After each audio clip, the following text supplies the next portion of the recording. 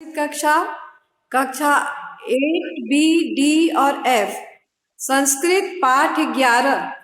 हम लोग पाठ 11 का पुनर्पठन करेंगे। पहले भी हम लोगों ने पढ़ा है।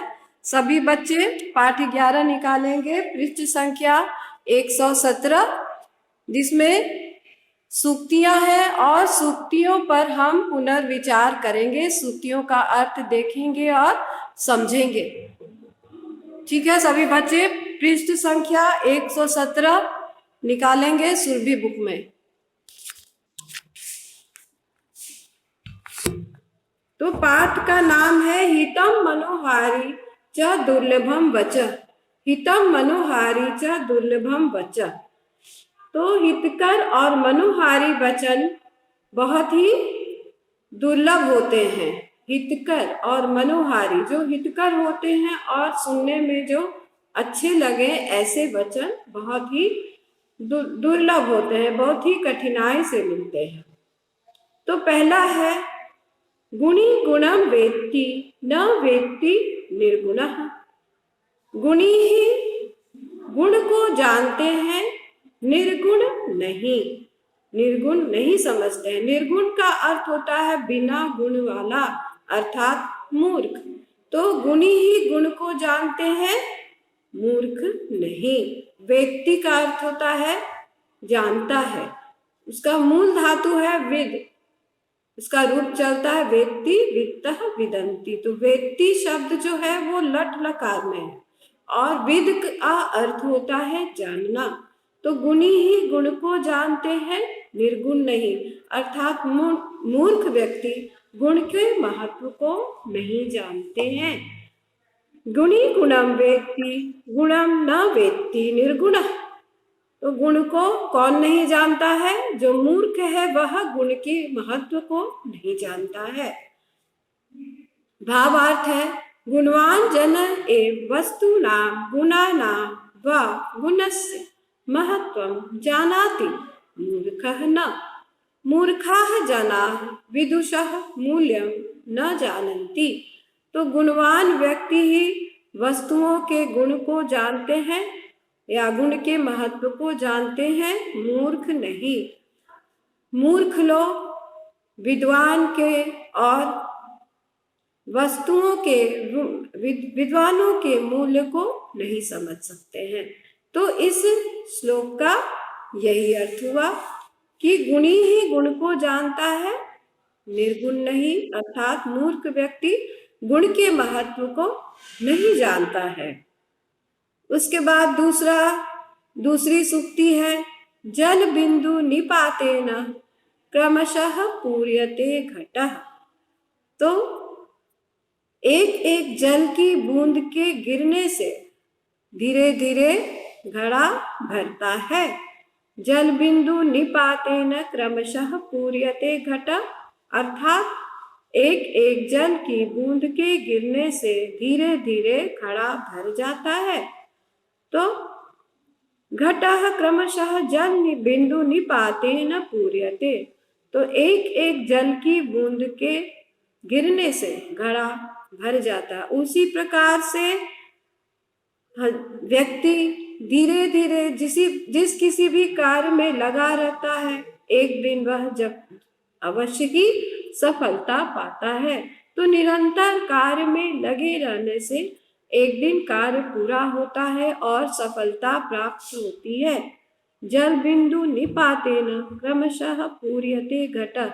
जल बिंदु के गिरने से धीरे धीरे घड़ा भरता है। ठीक उसी प्रकार लगातार निरंतर काम में लगे रहने से, कार्य में लगे रहने से एक दिन कार्य पूरा होता है। तो एकेन बिंदुना एव घटः जलेन पूरितः भवति। एवमेव जनाः निरन्तरं प्रयासं कुर्वन्ति ते शनैः शनैः कार्यकरणेन सफलतां प्राप्स्यन्ति एव। एक एक बिंदु के गिरने से, बूंद की गिरने से घड़ा भरता है। उसी प्रकार निरंतर प्रयास करने से एक दिन सफलता प्राप्त होती है।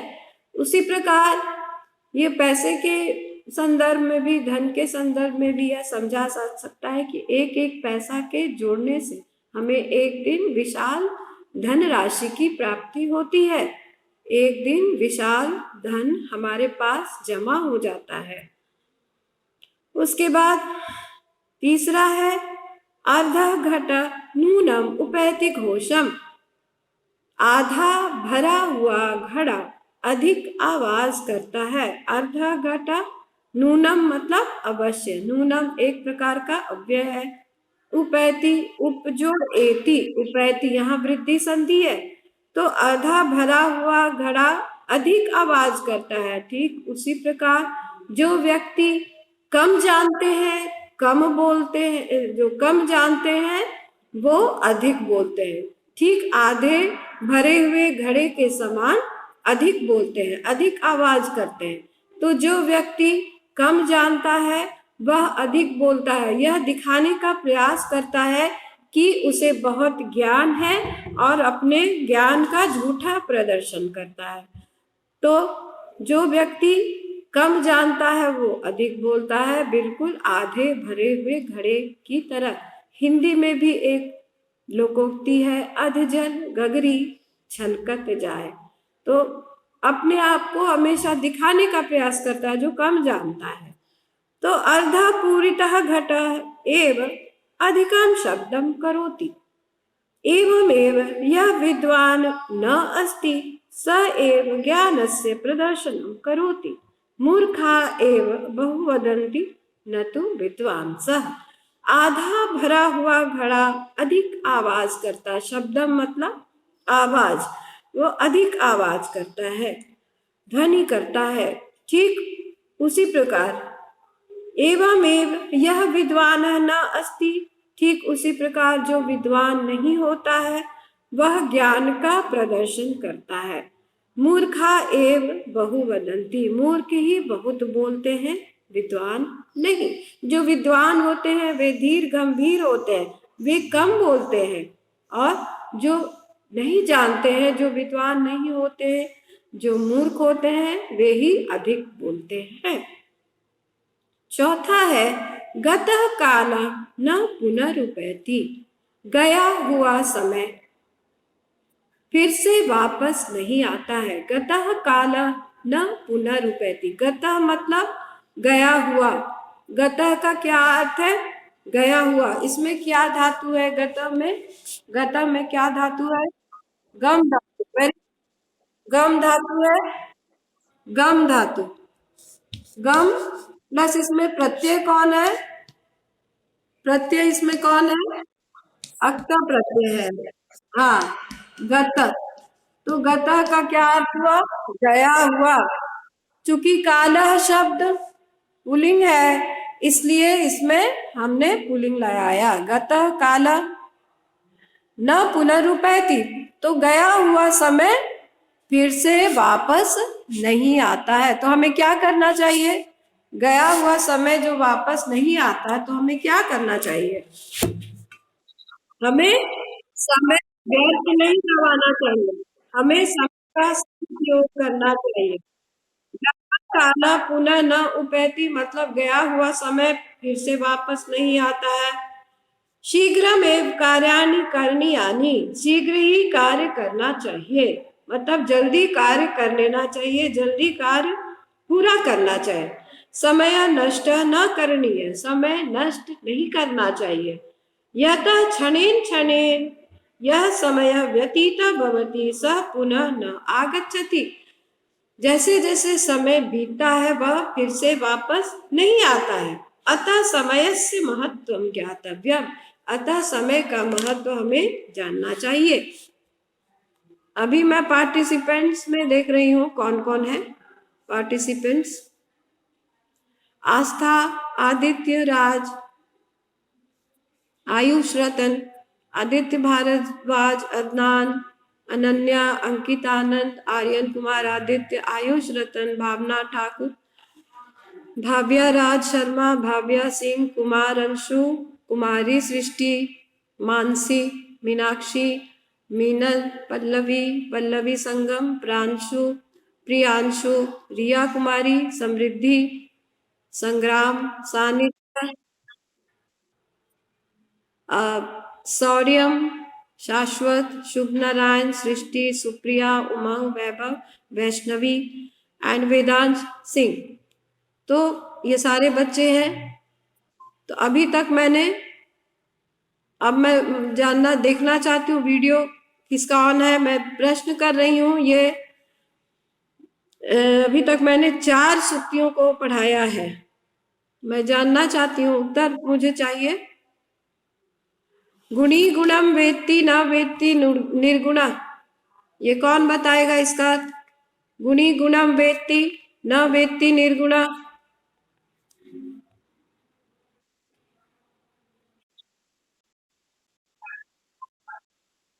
हाँ, गुणी ही गुण को जानते हैं, मूर्ख नहीं। बहुत अच्छा। और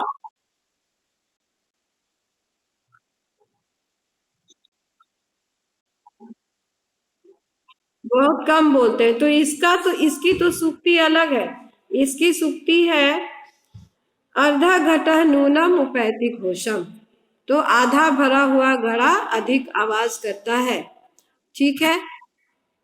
अच्छा, जल बिंदु निपातेन क्रमशः पूर्यते घट। जल बिंदु निपातेन,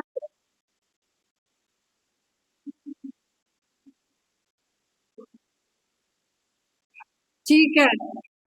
जल बिंदु, ये बहुत जल बिंदु निपातेन, जिस प्रकार से एक एक जल की बूंद के गिरने से घड़ा भरता है, ठीक उसी प्रकार निरंतर प्रयास करते रहने से एक दिन सफलता प्राप्त होती है। अर्धा घटः नूनम उपैति घोषम।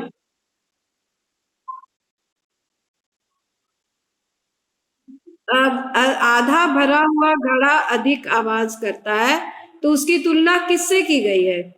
बताइए, इसकी तुलना किससे की गई है? इसकी तुलना किससे की गई है? हाँ, वेरी, हाँ, मूर्ख व्यक्ति से। तो मूर्ख व्यक्ति क्या करते हैं जिससे पता चलता है कि वे मूर्ख हैं? ज्ञान का प्रदर्शन करने के लिए अधिक बोलते हैं।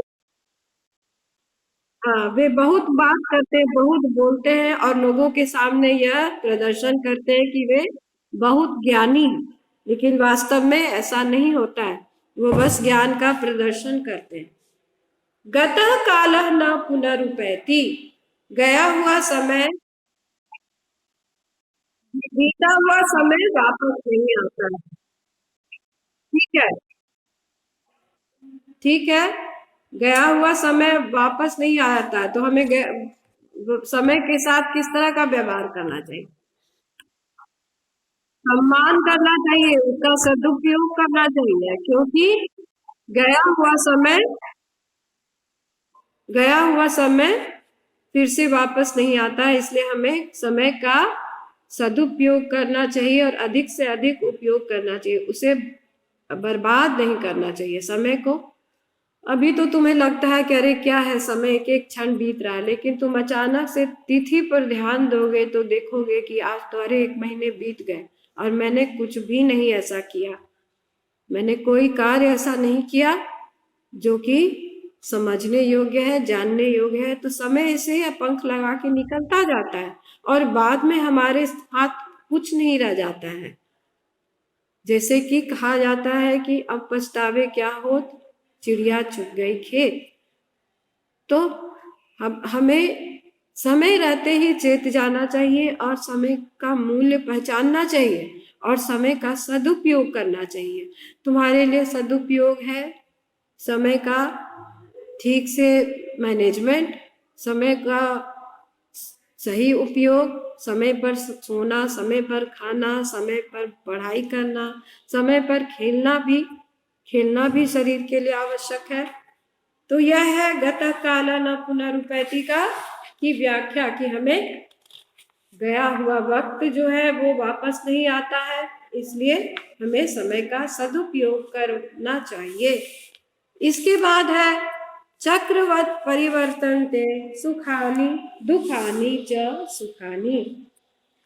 चक्रवत परिवर्तन्ते दुखानि च सुखानि च। हाँ,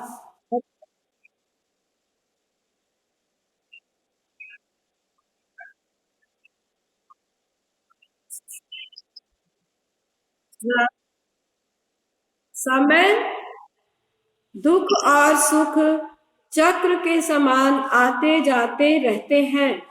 चक्रवत कीदृशा परिवर्तन्ते, दुखानी सुखानी कीदृशम परिवर्तन्ते, चक्रवत। हाँ, चक्रवत चक्र के समान। हाँ, सुखानी दुखानी च कथम आगच्छन्ति गच्छन्ति वा, सुख और दुख कैसे आते जाते हैं। चक्रवत है ना, चक्र के समान ऊपर, जिस प्रकार से नीचे का एक बार पहिया की दशा जब नीचे रहती है थोड़ी देर बाद वो ऊपर आ जाती है, वैसे ही दुख और सुख चक्र के समान आते जाते रहते हैं। किसी के जीवन में सदा सुख नहीं रहता है और उसी प्रकार सदा दुख नहीं रहता है। दुख और सुख चक्र के समान आते जाते रहते हैं। दुखानी च सुखानी च चक्रवत परिवर्तन्ते, मनुष्यस्य जीवनं सदैव दुःखमयं न भवति, एवमेव सदैव सुखमयं न भवति। मनुष्यस्य जीवने सुखस्य दुःखस्य च स्थिति चक्रम एव भवति। सुखानि च दुखानि च क्रमानुसारेण आगच्छन्ति गच्छन्ति वा। तो मनुष्य के जीवन सदैव दुखमय नहीं होता है, उसी प्रकार सदैव सुखमय नहीं होता है। मनुष्य के जीवन में सुख और दुख की स्थिति चक्र के समान होती है। सुखानि च दुखानि च क्रमानुसारेण आगच्छन्ति गच्छन्ति वा। सुख और दुख क्रम के अनुसार आते जाते रहते हैं। क्रमानुसारेण का संधि विच्छेद क्या होगा? क्रमानुसारेण का संधि विच्छेद, हाँ, क्रम जोड़ अनुसारेण। हाँ, क्रम जोड़ अनुसारेण।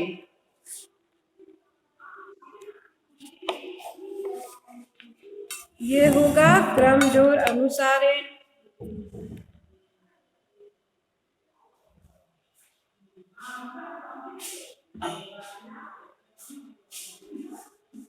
कौन सी संधि है ये कौन सी संधि है? क्रम जोड़ अनुसारेण, दीर्घ संधि। बहुत अच्छी बात। क्रमानुसारेण,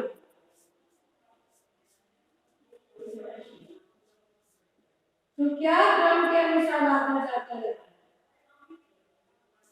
क्या क्रम के अनुसार आता जाता रहता है, बताओ। हाँ, सुख और दुख, बहुत अच्छे। सुख और दुख की स्थिति चक्र के समान होती है, क्रम के अनुसार आते जाते रहते हैं। तो हमें क्या करना चाहिए? हमें कभी विचलित नहीं होना चाहिए। अगर दुख आया है तो यह दुख समाप्त हो जाएगा, हमें धैर्य के साथ रहना चाहिए। इसके पीछे यह समझाने का प्रयास किया गया है कि हमें सुख में अधिक प्रसन्न नहीं होना चाहिए कि अरे हम तो सुखी हैं, हम राजा हैं, I am king of the world. नहीं, यह सुख कुछ दिन का है। उसी प्रकार से दुख में भी हमें कभी भी उदास नहीं रहना चाहिए, धैर्य रखना चाहिए, क्योंकि यह स्थिति, यह दुख की स्थिति भी समाप्त होने वाली है, यह दुख भी समाप्त हो जाएगा। तो दुख और सुख की स्थिति चक्र के समान होती है, जो कि आती जाती रहती है। न ही सुख सदा के लिए रहने वाला है और न ही दुख सदा के लिए रहने वाला है। इसके बाद है अंगीकृतम सुकृतिना न परित्यजन्ति।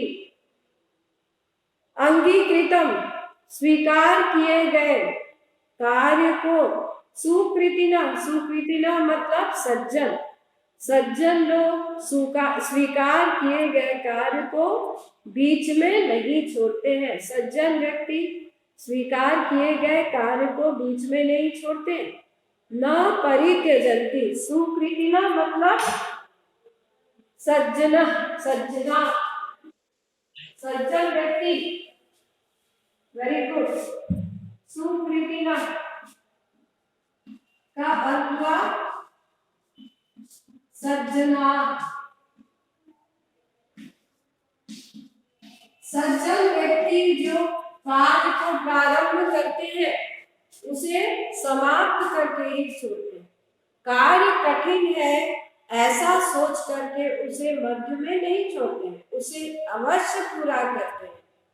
कितना भी कार्य कठिन हो वे विचलित नहीं होते हैं और उस कार्य को अवश्य पूरा करते हैं। तो अंगीकृतम अर्थात स्वीकार किए गए कार्य को सज्जन लोग सुकृतिना सज्जना बीच में नहीं छोड़ते हैं। न परित्यजन्ति नहीं छोड़ते। परित्यजन्ति में कौन सा उपसर्ग है? परि और उसमें धातु कौन सा है? त्यज। कौन से वचन का शब्द है परित्यजन्ति? बहुवचन। तो स्पष्ट हो गया कि सुकृति ने इसका कर्तृपद है और किसमें है? बहुवचन में। हाँ, तो स्वीकार किए गए कार्य को सज्जन व्यक्ति बीच में नहीं छोड़ते हैं। सज्जना कार्यं स्वीकृत्य संपूर्णं कुर्वन्ति कार्यं कठिनमस्ति इति चिन्तयित्वा कदापि त्यजन्ति न। कार्य कठिन है ऐसा सोच करके उसे वे बीच में नहीं छोड़ते हैं। आगे 7वां हम देखते हैं कृण्वन्तो विश्वम आर्यम। कृण्वन्तो विश्वम आर्यम, हमें पूरे विश्व को आर्य बनाना है।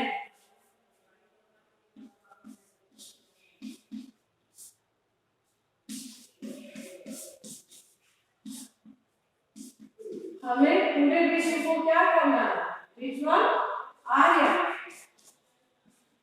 अर्थात हमें पूरी पृथ्वी को श्रेष्ठ बनाना है, सबको श्रेष्ठ बनाना है। सिर्फ अपने लिए ही नहीं जीना है बल्कि पूरी पृथ्वी को आर्य बनाना है, पूरी पृथ्वी को श्रेष्ठ बनाना है। कृण्वन्तो विश्वम आर्यम, पूरी पृथ्वी को हमें सुंदर बनाना है, श्रेष्ठ बनाना है। कृण्वन्तो विश्वम आर्यम, इसका मनुष्यस्य वयं सर्वे मिलित्वा संपूर्णं विश्वम आर्यं कर्वाम, हम सभी मिलकर पूरे विश्व को आर्य बनाएं। अस्य अयम आशय अस्ति यत् केवलम एकम जनम एकम रामम अथवा एकम राष्ट्रमेव आर्यम अर्थात श्रेष्ठं न कुर्याम अपितु विश्वस्य सर्वेषां जनानां दोषान् दूरीकृत्य वयं संपूर्णं विश्वम एव आर्यं करिष्यामः। तो इसका अर्थ है कि अस्य अयम आशय, यह हमारा आशय है कि केवल एक व्यक्ति, एक गांव, एक राष्ट्र को हम आर्य नहीं बनाएंगे बल्कि पूरे विश्व के लोगों के दोषों को दूर करके हम संपूर्ण विश्व को आर्य बनाएंगे। हमारा यह दृढ़ निश्चय होना चाहिए कि हम पूरे विश्व को आर्य बनाएं, अर्थात पूरे विश्व के लोगों के दोषों को दूर करें। हम पूरे विश्व के लोगों के दोषों को दूर करें, यह हमारा दृढ़ निश्चय होना चाहिए, दृढ़ संकल्प होना चाहिए। अदीनाः स्याम शरदः शतम्, वयं शतम् शरदः अदीनाः स्याम, हम सब क्या करें? 100 वर्षों तक जिए। यहाँ शरद शब्द जो है वह वर्ष के लिए प्रयुक्त हुआ है। हम 100 वर्षों तक शरद को देखें, 100 शरदों को देखें। शरद ऋतु सबसे सुंदर ऋतु मानी जाती है। इतनी सुंदर ऋतु है कि हम 100 शरदों को देखें। तो एक ऋतु जो है वर्ष में एक बार ही आती है, तो वर्ष में एक बार आती है तो 100 वर्ष में 100 बार आती है। तो 100 शरदों को देखें। हम कैसे 100 शरदों को देखें? सुखी होकर के, समृद्ध होकर के, ये नहीं कि दीनहीन होकर के हम 100 वर्षों तक देखें। हम कैसे रहकर देखें? हम सुखी रहकर, समृद्ध रहकर, अर्थात सब तरह से परिपूर्ण होकर, हमें किसी प्रकार का के धन की कमी न हो, हमें किसी प्रकार का रोग न हो, तो हम स्वस्थ और समृद्ध होकर के 100 वर्षों तक जिए, यही हमारी इच्छा है। तो समझ गए आप लोग? वयम शतम सर्वदा अदीनाः स्याम, हम लोग 100 वर्षों तक जिए। हे प्रभु, वयम सर्वे अंगे समर्था स्वस्था च भूत्वा शतम वर्षाणि यावत् जीवे, अर्थात हे प्रभु, हम लोग सभी अंगों से समर्थ होकर के 100 वर्षों तक जिए। सर्वदा समर्थ संपन्ना समर्था च भवेम, वयम कदापि दीना हीना च न स्याम, हम हमेशा समर्थ रहे, सुदृढ़ रहे, हम स्वस्थ रहे, ऐसी दशा में रह करके, अच्छी दशा में रह करके हम क्या करें? हम 100 वर्षों तक जिए। तो ईश्वर से यही कामना है।